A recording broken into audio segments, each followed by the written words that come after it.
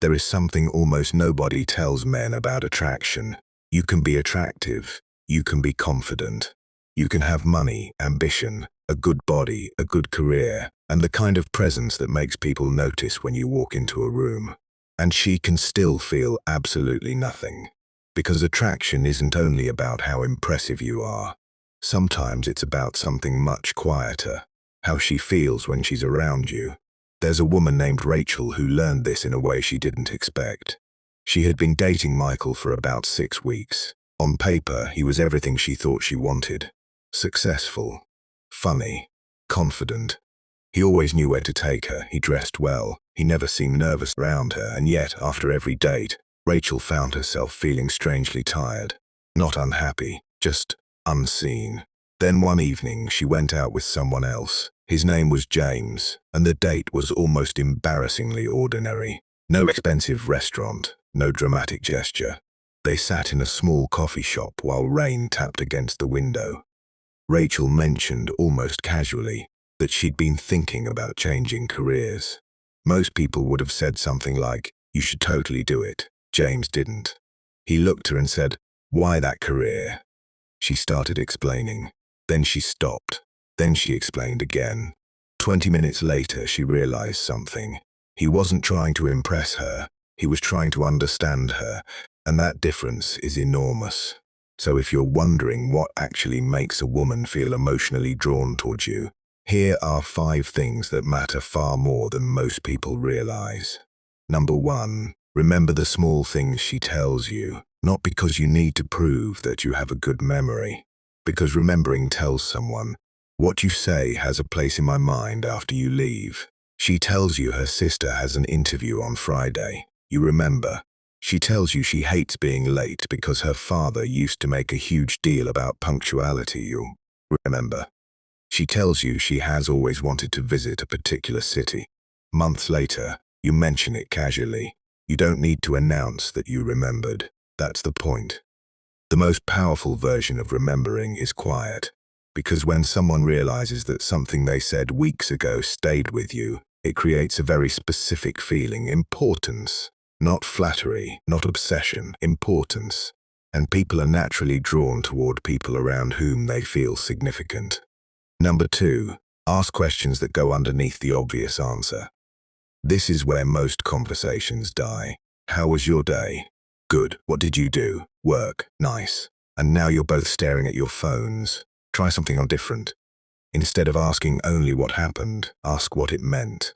Instead of, did you enjoy the trip? Try, what was your favorite part? Instead of, how's work? Try, do you actually like what you're doing? Or do you just like being good at it? That question can open an entirely different door. Because people don't only want someone who hears their words. They want someone who becomes curious about the person underneath those words. That is one reason perceived responsiveness matters so much in relationship research. People tend to experience intimacy when they feel that the other person understands, validates and cares about what is happening inside them. And notice something. You don't have to be the funniest person in the room to create that feeling. You just have to be genuinely interested. Number 3, don't immediately fix what she tells you. This one is difficult. Someone tells you she's stressed, you immediately start solving. Just quit. Talk to your boss, you need to stop worrying. Problem solved. Except, she may not have been asking you to solve anything. Sometimes people don't bring you their problems because they want an answer. They bring them because they want somewhere safe to put the weight down for a minute. There's a difference between saying, "Here's what you should do," and saying, "That sounds exhausting. Do you want me to listen, or do you want help figuring it out?" That second sentence does something powerful. It gives her control. You're not taking over her problem. You're standing beside her while she decides what she needs. And that creates a completely different emotional experience. Because being cared for and being controlled are not the same thing. Number 4, let her see that you have your own life. This sounds like the opposite of closeness. It isn't. If you want someone to become deeply attracted to you, don't make them responsible for giving your life meaning. Have somewhere to go. Have something you're building. Have friends. have interests, have standards, have a life that existed before she arrived and would continue to exist if she disappeared tomorrow. Not because you should pretend not to care, but because healthy attraction needs two people standing on their own feet.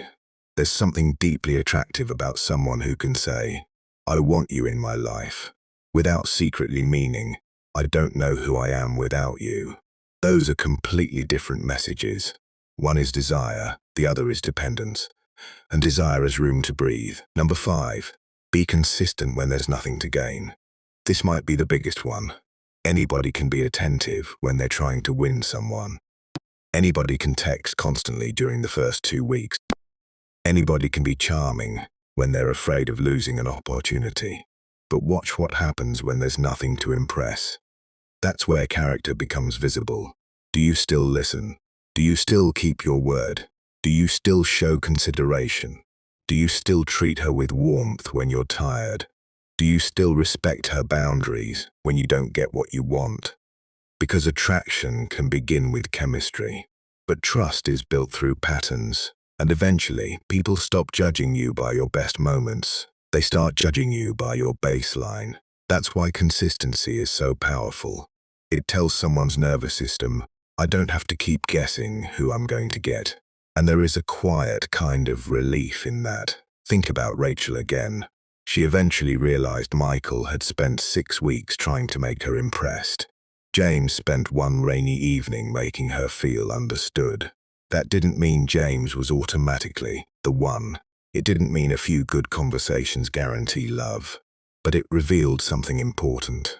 Sometimes the person who creates the strongest attraction isn't the person who makes you feel the most nervous. It's the person around whom you slowly realize, I don't have to perform here. That's a different kind of attraction, a deeper one. Because when someone feels safe enough to be themselves around you, they can finally discover what it feels like to actually know you too.